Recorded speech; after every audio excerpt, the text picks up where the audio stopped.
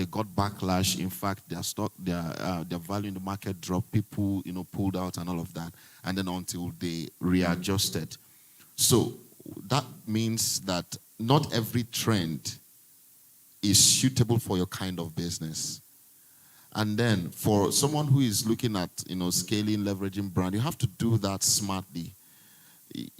I was working with a company, and, there's this particular trend we're doing at the office where you slap someone, and then, I can't really remember, but you just slap someone and then someone does something, and they wanted to do the same kind of content. I said, no.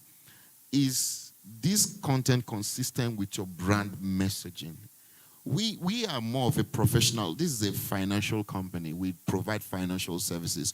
We know who our target audience is. We cannot be making this type of content because it is trendy. And that's where a lot of business owners miss it. You want to jump on trends because it's what is trendy. But is it consistent with your brand messaging or with your brand, what your brand represents? If you're portraying yourself as being professional, formal, and you don't just take on any kind of brand. You don't just jump on any kind of trending music or challenge on TikTok for those who like to do TikTok and all of that. You must carefully select the type of trends that you want to involve yourself or your brand with. And this is what's one thing that's going to be a huge saver for your business. Some, it might be, you can also make mistakes, and then those mistakes to end up becoming something that is going to blow up your business or brand. Takes to, amplify your work, but don't make it a consistent pattern for your brand.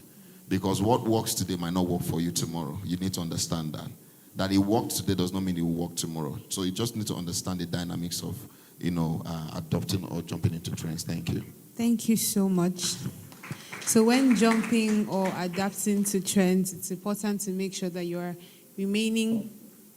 staying with your brand message and your brand identity. All right, so Mr. Joel, my last question for you, you've actually already spoken extensively about that while you're answering the other two questions. All right, so can we put our hands together again for our speakers this morning? All right, so we're way past time, but we can do if you have a question in the audience. All right. Okay. So can I get a mic to them?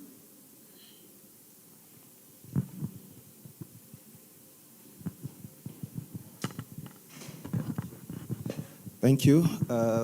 My name is Hamza Dalatsen. Thank you guys for the wonderful insights that you have actually given to us. I'm a business person, I'm a founder, and I've been in business for quite a while now, and I've also been in business in quite a number of industries anyways. So unlike Mr. Yaz, I was previously a service rendering business. However, I have found it to be more easier for me to switch to a more productized business. So I have an important question for the two of you, because it's a fact that Africa, Nigeria, has a very, very unique market. It's almost like what works elsewhere doesn't really work here, because we're emotional, we have different reasons why we patronize businesses and all of that. So in some cases, because you mentioned the phone, example, I'm going to say something controversial. So someone might be trying to communicate to your emotions, and another customer wants you to actually speak to their pockets.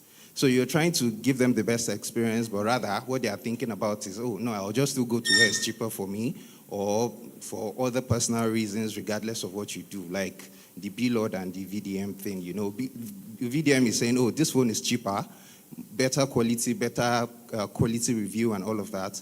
And then some people are still feeling like, oh, B-Lord is 450 phone is still good enough for us. We can still buy it. There's a controversy there. Please, because of time, can you just ask your question? Yeah, I'm getting to that. I just want to give you like a, So my question is, where the market effort of the business owners, right? How do the customers themselves need some kind of mindset shift as well? Or what can business owners really do, to still keep up? Because there's a statistic that says that almost 50% of businesses fail in 1 year, almost 90-something% of them still fail in 5 years. So what do business owners really do? Because there are a lot more of us that are coming out every year. Thank you.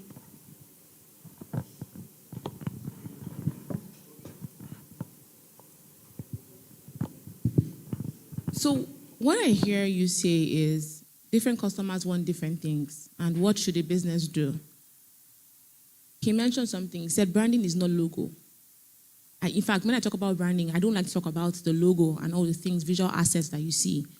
Branding is first you articulating who is this person. Just like when I ask you, are you the face cap you're wearing? No, it is who you are within. The logo is an outward appearance, a visual asset. But the brand is actually who you are. Now, the person struggling within between somebody saying, it's the price I want, or no, this person is saying, just talk to me nicely, I'm emotional. The solution is understanding your target audience, your customer persona. Who are they? Where do they like to shop? What are the influences for decision making? What's their psychographic patterns? How do they think? Right? Now, different messaging applies to different customer segments. But if I'm selling weight loss items to women, different when I'm selling to men, right? Women are emotional. They want you to lead with their physical appearance. Or they want you look like this in X number of months. But maybe a man is doing it more because he needs to reach a health. I'm not going to tell him, look like this. I can say, become the healthiest version of yourself with this, be stronger than you can. These are two different people. So if you've not articulated who your audience is, where they are found, their behaviors, their psychology, psychographic metrics, you would always miss it with communicating with them. So please, CEOs and founders of small and medium enterprises, please sit down and really articulate where are your customers are not on Instagram. Or you're on Instagram every time. They might be on TikTok alone. Or they might just want you to have a simple website and email marketing. Not everything is for you. Articulate them. There are different metrics, and if you can get a consultant, fine, please do. But if you can't, this information is out there online. Articulate them and find out how to reach your customers. All right, thank you so much, Ms. Daniela. Right. Not really much to add, but I would say that customer understanding, customer knowledge, that is important. And on the back of that, you need to realize that there are several kinds of customers or markets. There is the price-sensitive market. There are people that they can forego something that could maybe reduce time for them because it's 1,000 naira expensive than the other one that will take them more time to use. They don't really care. They have more time than money. Okay. There are others that would not buy that thing because it's cheap. There are people that if you show them something and you tell them this is X, Y, Z amount, they're like, no, I don't want that. I want the mid-range, or what's your best product here? What's the most There are people like that. They would never, it could even be the kind of fabric they put on. They would say, oh no, this is too cheap. I cannot wear that. Okay. And so you need to recognize that. And it is not your job to be everything to everybody. The moment you try to do that, you'll struggle. Okay. Your job is to find those people that will, your product, your experience, everything you provide appeal to the most. If you sell status, lean more on that. Come up with, status-driven, emotion-driven marketing strategies.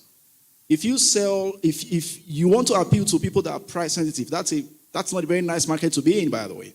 But if that is what you want to do, come up with those strategies that help such people to come over and do business with you. You can use things like FOMO. I'll give you a practical example. This is something that I do very often, especially with brands I consult for.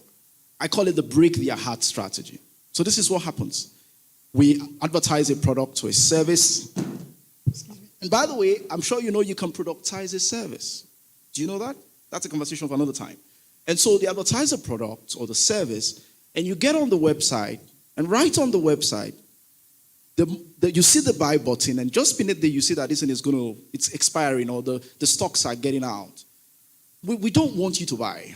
The objective there is not for you to buy, it's to break your heart, get you really angry, because we know that you're price sensitive. We know that if you're not pushed, you won't buy this thing. So what we do is we make sure you don't get it at that point. And we tell you, oops, before you click that button, the item is out of stock. Like, the page literally tells you item out of stock. The next button you see is put in your WhatsApp, your email will inform you we're expecting a new stock from Vietnam or from somewhere within the next 17 hours. Use odd numbers too, by the way. Don't use even numbers. Don't say 200 people bought from me. No, say 211 people bought from me. It's more believable when you say that. That's by the way. And so we do that on the page. And then the next thing you see, a few hours later, boom, you get a WhatsApp message. Everything is automated, by the way. And the message says, oh, sorry for earlier, the item, we just got about 11 of them back in stock. Would you like to get it now? A price-sensitive person would get on board regardless, right? Or it's the status, the guy who wants to appear a certain way. Can we change our buy now button to apply to see if you qualify for us to work with? I use this a lot for real estate people. Instead of book inspection, is no. Apply to see if you qualify to live in this estate, to buy this property. Because the kind of people that have gotten this place so far are not regular people. And so their security is very important to them. How they appear, the kind of neighbors they have are very important. In fact, the kind of cars you park in this space is very important. When their friends come in, they don't want to see some Corolla. No disrespect, by the way, to people who drive Corolla. And all of that. And so we need to be sure that you qualify to work here, to buy this property.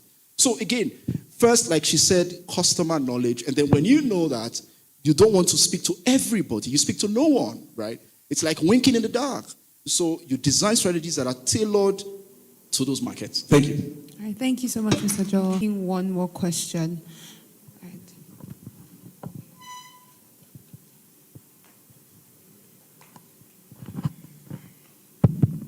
Good.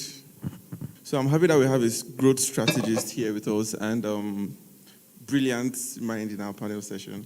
So the question I'm going to ask, I believe people want to ask this question, but they don't know how to ask the question, right? So in business, right, when you are trying to start up a business for the first time, according to my boss, right, so he had this training where he talked about business and the way they scale, right? So there are 3 phases. Sorry if this is going to take a little time. Just very short, please. So there's the launch phase, the growth phase, and the constraint phase. Now, the launch phase is when you are starting your business. You are all hyped up. I want to start up a business. The growth phase is when you are already getting, income. Your sales are profitable and all of that. Then there's a constraint zone where this place you are either going to, you are living on what you've already been doing, right? So there is no growth. You are just there. Now, at that stage, that is where you either, now there are 3 choices you can make when you get to that stage, right? So it's either you are in denial, you are going back, or you are scaling. Now, we don't want to go down. That's the pivot zone and death zone. We don't want to do that. And most of us, we will not want to go back to where we started from. Like going back to the growth zone is the retreat. You are retreating. So what do we do to make sure that when you are in the constraint zone, you don't go down, you don't go back, you are scaling? Who are you directing your question to, Matigo? Okay. Well, I would answer that question. It's very simple. I've worked with quite a number of companies as a brand strategist, so I'm going to share from my own experience. One thing that can happen to a brand is to plateau after they've actually achieved a certain level of success. And then they're finding it difficult to break through that threshold. They've been there for a while, for 6 months, for 1 year. The same income level, it's not going up, it's not going down, they're just there, right? So the next thing to start to think about is what I would call a reinvention process. Because what got you there might not get you beyond that place. So you need to begin to check your systems, you need to check your processes, you need to check your systems and your processes. Where do we need to improve? How do we break free from this certain level? Do we need to improve on our product? Do we need to create a different type of product for a different type of audience? There's just a lot to do, right, to be able to check what you can do to break through that threshold. But systems, processes are very, very important. And then, of course, product.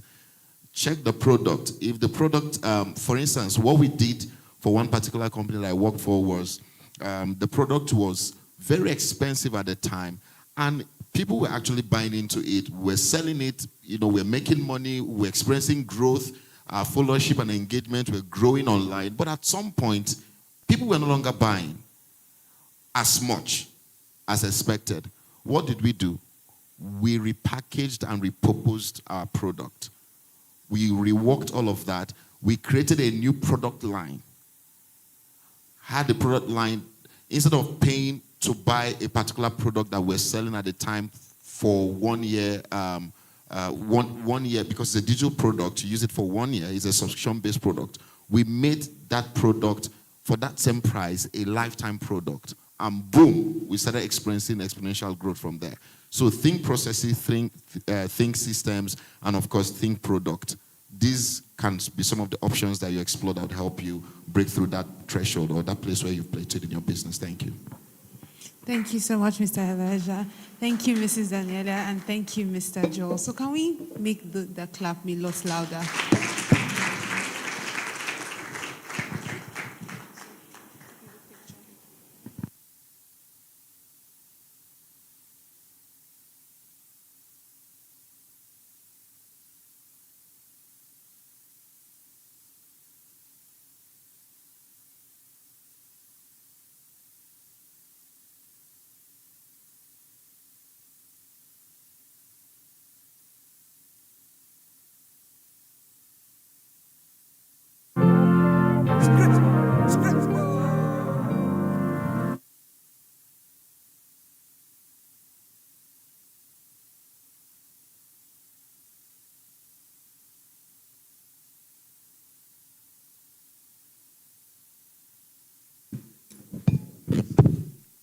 Okay, thank you very much for this incredible and amazing session. It's been an amazing conference so far. A round of applause for our speakers once again. A round of applause for our speakers once again. So we've come to the end of this session, and we're going to be having Miss Daniela come up. She's going to have a speech. She's going to speak to us for like 15 minutes before we have our vote of thanks by Mr. NKEM, and then we'll call it a day. Thank you so much, everyone. Please, let's welcome Ms. Daniela as she comes up to the stage. Thank you so much.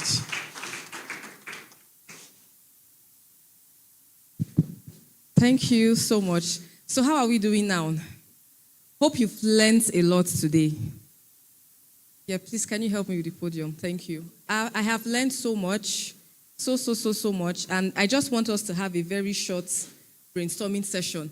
Actually, after me, Mr. NKEM has something that everyone should learn from, then before we say the vote of thanks. So, but please, can the speakers come forward so that we can take a group photo together, because some of them are actually about to leave. So I've learned so much from Mr. Joel, Mrs. Daniela, like everyone. My notes is so filled up, and I'm sure everyone here else has learned so much. Barrister Yaz, this, we want to take a group session. Okay, you bring it back. All right, thank you. Mr. NKEM, Mr. Elijah, Nancy.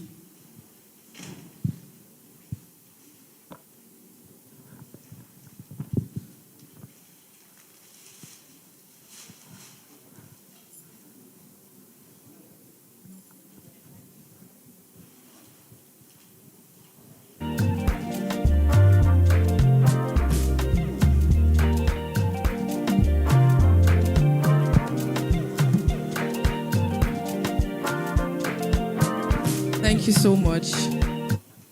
So we have little refreshment that is going on. We'll be out of here in...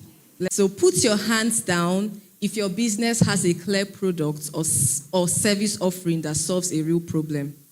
That is, you're not guessing. Your business has a real clear product. Put one hand down, good. One finger, thank you.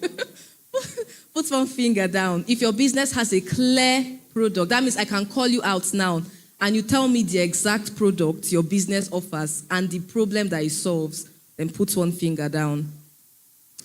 Put one finger down if you know, just like Mrs. Daniela said, if you know exactly who your ideal customers are. You're not guessing. You know exactly who they are, where they live, like what they like, the messaging, their demographics, like you know all of these details, then put one finger down. Then put another finger down if you're not afraid to charge for your product or service. I know that Mr. Joel is not afraid. No hesitation, no discounts, like you're not afraid. Like you say, my product is 500K. If you can't pay, I can't serve you. You're very confident in that. Good. Put one finger down. Put another finger down if your business has made consistent profits for the past 6 months. Consistent profits. Anybody who has, okay, there's going to be a prize. Good. Put one finger down if you have a simple marketing system that brings in leads every single week. Put one finger down. Good. Put one finger down if your business can survive without you. You take a vacation for 1 month and your business, no, don't worry. Put one finger down if your business can survive without you for a full month. That you're not the one doing sales, marketing, customer service all at once. Good. Then put one finger down if you have a process for delivering your product or service with quality. Like you have good customer service in place. Okay, I think this is the 8th one now. Then put one finger down if your brand is visible online and people can easily reach you. So you have good online marketing. Then put one finger down if your business has clearly documented of like how you do things in your organization. So who has all of their fingers down? Only our speakers, Mr. Joel and Mr. Yaz. I think who? Okay, you two. Oh, you, Ma.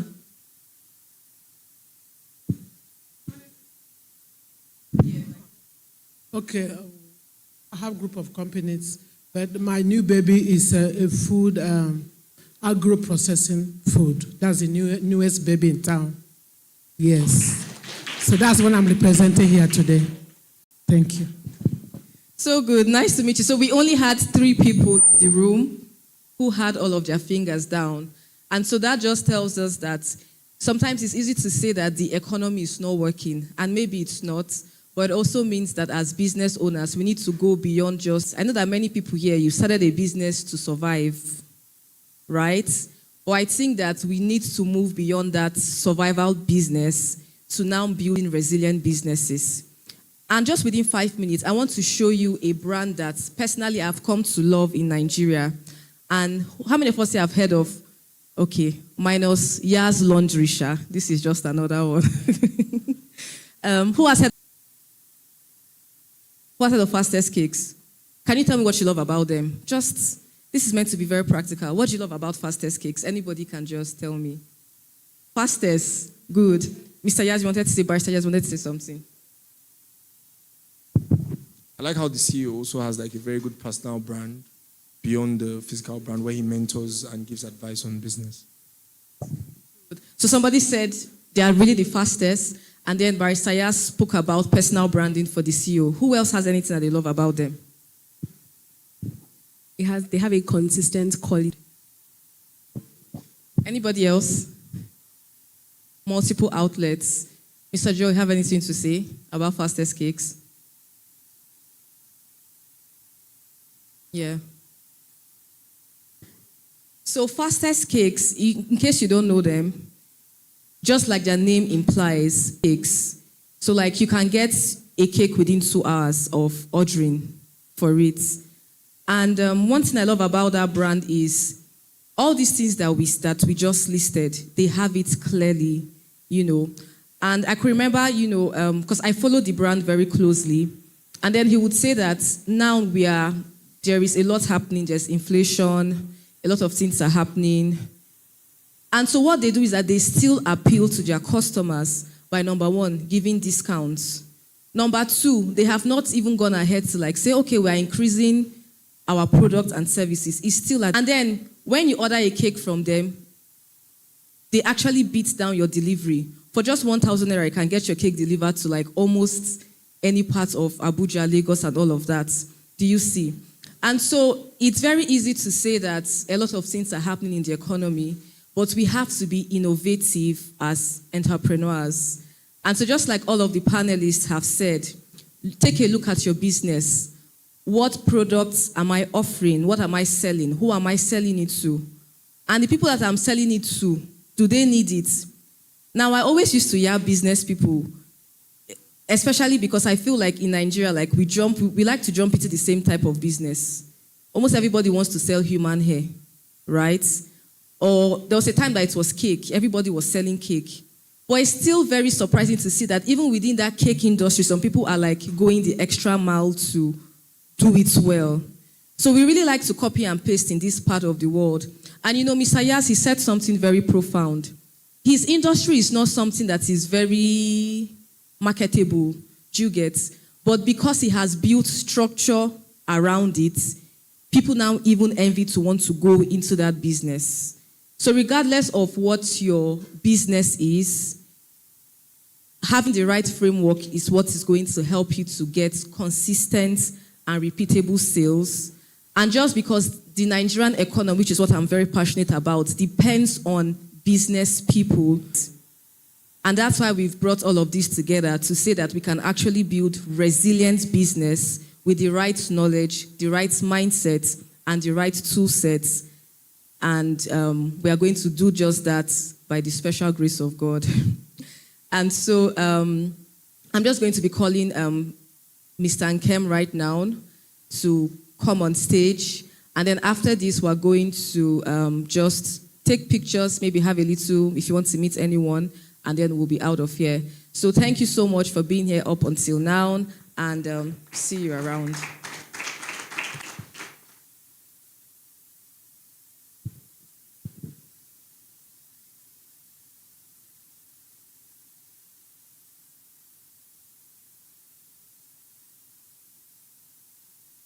Okay, and while Mr. NKEM comes, Mr. Yas said he has a question.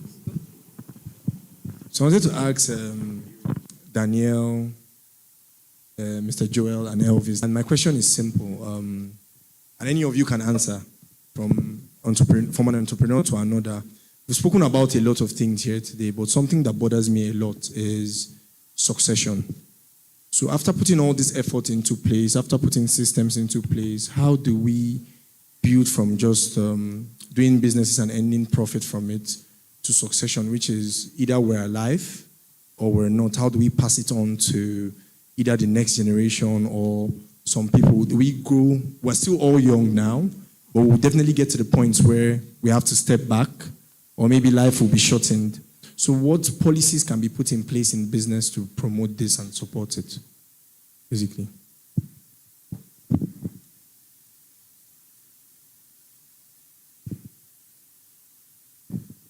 Okay, excellent question actually, and it indicates that you've actually gone pretty far in what it is that you do, because I mean, a lot of businesses just think about the sale today. They don't really bother about what happens when I'm no more. Somehow we act as though we're not going to die, you know. So it's good that you're thinking about that. The way I look at it, as one who's run a startup with investors and all of that, sometime in 2015, 16, there's something they call vested interest, okay? And what you want to do, and I'm going to be very direct here, because one of the things I notice is more often than not, we want to own the entire cake, okay? And in the process of wanting to do that, we end up owning a really small cake when we can own a piece of a really big cake, right? And so how you do that is in the kind of people you're bringing in and what you're offering them. When you spot someone who is really good, you can't keep such people with salary. Because, I mean, these guys, they've got dreams. They could get into the market and do what you're doing, and maybe pride may not allow you, but they could even do better than you. So when you spot people like that, how do you keep them? How do you make them have vested interest? And yes, you can have all the SOPs, you know, this is how we do this. Like, for example, fastest cakes is that the cakes remains the same. The quality is the same. You buy the cake last month, it's the same taste as if you buy it today. The same thing with Coca-Cola. The same thing with even Chicken Republic. The food is the same thing across all the branches. And I think that's the work of SOPs and what have you. But besides that, how do you ensure that people come on board that would work with those SOPs, tarry a bit more than the regular person, and stay for the long term and be excited about building, you know, on what you've established? It comes down to one legal framework, one legal term called vesting. And so what vesting is, so look at, when people come in, when you spot somebody who's really good, and it could be a member of the team already, besides the salary, can you say, look, I'd like to give you 5% of this company, 10% of this company. I've seen your hard work, and I think you can do good work. Perhaps even more work if you have vested interest in this besides what happens to you at the end of the month, which is a salary. And so you can create a vesting schedule. So here's what's happening. I'm going to give you 5% of the company, but this is what we'll do. I'm not going to give you all 5% right away. We're going to spread the 5% over a period of 5 years, for example. So there's a 1-year cliff. So what that happens is if you stay around this year, okay, and we, walk through all the storms together and everything, and we grow XYZ, to XYZ, you get a percent at the end of the year, allotted to you. If you stay around another year, you get another percent. And in 5 years, you've gotten all of the percentages that accrue to you. And if you stay around much longer, here's other things we can also do. You can sell this, you can sell that, and so on and so forth. So it's more of a legal framework, which is disguised as that encouragement to want to stay around long term than whatever documentation. Those things are important. Don't make no mistake. They're very, very important because these things have to be on paper. If it's not on paper, it's nowhere, right? And so, but then you want to think about how do you ensure that they have vested interests. And it may not be co-founders per se, because you've been doing this for quite some time, so it's weird to want to bring somebody as a co-founder, right? But what you can bring in is somebody who now has vested interests. You can call them family, but they know you're not really family, and all of that. So you want to show them that, look, besides the salary, besides the retreats at, the residence or whatever you take them to, there's something at the end of the day for them. Their kids can even inherit the company that they are building with you.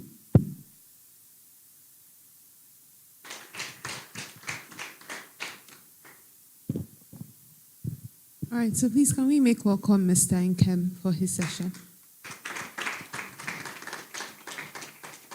Can we keep clapping until he gets here? Please clap for yourselves. You are all so beautiful and awesome.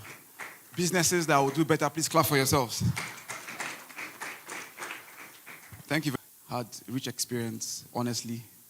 I used to think that I'm one of the smartest people in the room, but right now I'm meeting the likes of Yaz, the likes of Daniela, and Mr. Joel. I know you as Joel, not Ito, yeah. So it's very beautiful. Please, can we clap for them once again, please? All right, so I'll just go very quickly. I want to talk to you about something. The demands of a CEO. How to take the lead, build, and endure as a business leader. Living here, you've had a lot of strategies. In fact, some of you look like you're overloaded with knowledge and the wisdom to carry this out, do this, go this way, sell emotionally. Beautiful. But guess what? It's useless without you. Yeah, the person that's going to do it.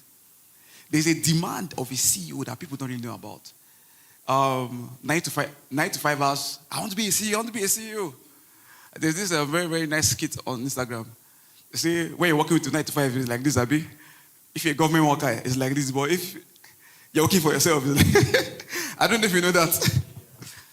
I think it's wrong. I think a CEO spends 26 years in 24 hours, 26 hours in a day. Sorry, what am I saying? They spend 26 hours in 24 hours because, please, if I'm speaking to you, raise your hand up. You can relate. CEOs in the house, business leaders in the house. Can you relate? All right. So, next system that I would like you to look at as we round up here very quickly. A CEO real work. What is the real work of a CEO? A CEO's real work is to grow into the kind of person who can handle. There's a grave demand placed on you. There's a grave demand placed on you that the world might not understand. And the world might not be able to fully grasp what you're doing. But there's a weight. And guess what? For you to deliver that vision that you want to bring into this world, you want to be the one that will clean ABUJA. You want to be the one that will help sales strategies. You want to be a comms specialist. There is a weight. And guess what? The real work of a CEO is many other things. But guess what? You're here today because you want to become that person that will bet that vision, true of us. So meaning that the number one work of a CEO is to become that person. Whatever you see in your business is a raw data of who you are. Your business as a CEO is the replication and the mirror of who you are as a business. Who you are as a capacity of a CEO determines the expression. Let me let you know, it is impossible for you to bet $1 billion business without having $1 billion personality, $1 billion capacity. So I always tell people, you want to look at a certain level to measure who you are. Look at your bank account. Look at it. For it to change, you must change. So, one man calls it, he says, the leader sets the lead. So first of all, I can give you all the ideas. I can give you all the strategies. Thinking about how I can have a very good time with everybody here. But please believe me, no matter what I say to you, if you don't become that person, it's futile. It's a futile effort here.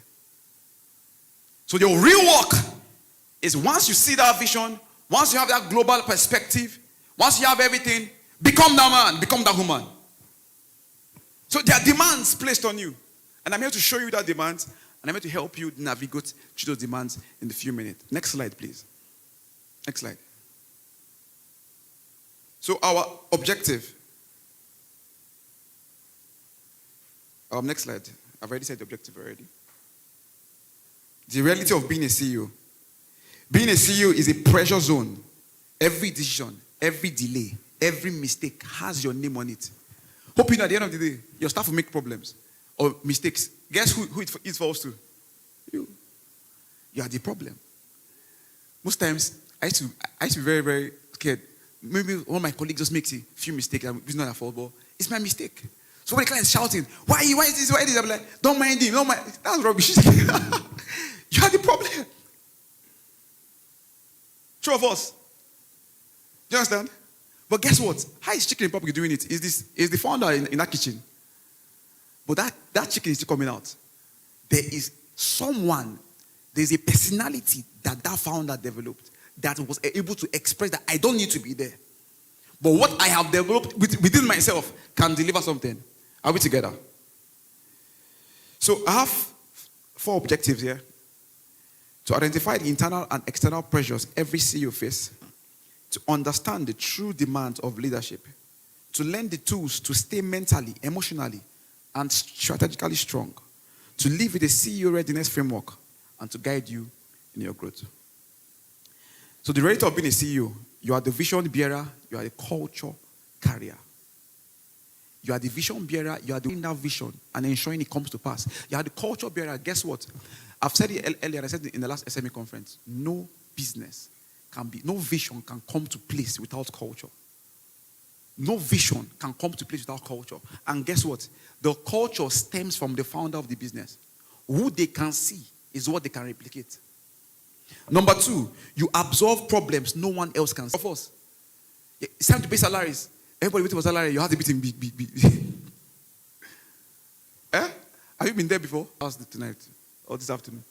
Time to pay salaries. Time to... Is there any business here? Am I talking to business owners? So your personal strength, number 3, your personal strength sets the stone for your team stability. Like I said earlier, the business cannot grow, cannot be stronger than the leader running it. Next slide, please. So what are the invisible job description of a CEO? What are the things that we cannot really see that a CEO needs to carry? Number 1 is the chief energy officer. You are responsible for carrying the energy in the business. You are the one to ensure a creative space. So if you want a creative space, you are the one to create that energy there. The CEO is also the chief storyteller. Every 21 days, always spend time saying your vision. Vision, please, see, the mistake CEOs make is that they forget that people, they assume that people remember what they're doing. Hope you know. There are people that are following you. In 21 days, it's proven scientifically. In 21 days, your team members forget why they are doing what they are doing. So you must create a framework that every 3rd week, every 3 weeks, you have a system where you come out and remind them where you are going, even for yourself. For yourself, it should be every day. You are the chief psychologist. You must be emotionally intelligent with your staff. You're the chief risk taker. You are the chief mirror.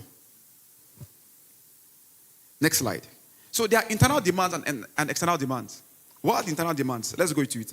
Number one internal demand of a CEO, I will give you examples here, is a mental clarity and focus. One of the major epidemics of this generation is the phone. How many of you is a witness? The major epidemic of this current nation is your phone. So, as a CEO, the internal demand is to have mental clarity. Do you understand? You cannot be everywhere. There was time I had limits to my phone. I said, okay, I'm not going to be on this. Even though I post on Instagram, I'm not going to spend time on Instagram for more than 45 minutes in a day, except I have to do something important. So mental clarity and focus allows you to make decisions effectively. Number two is the ability to think clearly under pressure. Do you have the ability? As a CEO, you must be able to think clearly under pressure, because guess what? Pressure is your food. Pressure is what you sleep. Pressure is what you drink. So, as a CEO, you are developing that mental clarity that as people are bringing issues, bringing problems into you, you have a mental sanctity. You have a mental clarity to decide that this is the way forward. Without mental focus, and guess what? If you make decisions in a hurry, you've made a mistake. I found out one thing, that hurried decisions always end up in mistake. Emotional decisions always end up in mistake. Those two. So if you are seeing yourself always making decisions in a hurry, hey, let's in a hurry, calm down. There's this proverb, there's this law, I forgot the name of them. They said that whenever you want to make a major decision, sleep over it. Give it 24 hours. Whenever you feel like you want to, whenever I want to make a major purchase in my family or anything, the first thing I do is I will sleep over it. This thing I want to buy, is it important? What will I lose if I don't buy? So whenever I know I made the wrong decision, is when I make it emotionally. So when I'm very upset or when I'm very happy, I guide what I say. So as a CEO, guess what? You are promising that stuff. Hey, like you said, I will give you 50% shares because you are happy. You say, when this money comes, I will give you half of everything. The money will come. You find out one bill that you've not paid. Next thing, you don't give it. Guess what? Before you make those promises, what do? Take time and have clarity. So there's a saying, there's a pause. Number two is emotional maturity. Please, no matter, you must learn, for married people here, learn how to keep your, don't allow your emotions enter your business. Be mentally mature, be emotionally mature. Have communities you share your problems with. And manage disappointment very well. My God. So maybe you lose something. Hope you know that everybody is watching you. Do you know? When the boat was about to sink, everybody was looking. How you behave is how everybody behave. So if there's pressure in the business right now, I'll advise every CEO under the sound of my voice, practice calmness. Even though when your heart is raging, don't say, it's fine, don't worry, okay. Yaz said something, he says, pray, Abi. Eh? I said, those there, practicing calmness, those. That was the prayers. They said, give me a minute. Look at yourself. God, help me. So you come and say, guys, don't worry, this was going to happen. Practice calmness. Decision making, I've spoken about that. 4, discipline and consistency. Without discipline, you cannot be consistent. Without consistency, you cannot produce predictable results. Number 5, personal development. Read, learn, and be mentored. Is that okay? You must read, you must what? You must learn, and you must what? Allow yourself to be mentored. What are the external demands of a CEO? Visibility and credibility. Do not hide behind the brand. Many people always say this, I'm not an outgoing person. I'm not somebody that wants to be showing myself. Do not hide behind your brand. People want to feel it. And how do they feel your brand? By seeing you. Hope you know. Please, if you think of Dangote, who do you think of first? The brand or the man? If you think of Apple, Apple is a very strong brand on its own. But guess what? Who do you think of first? Even though he's dead. Steve Jobs.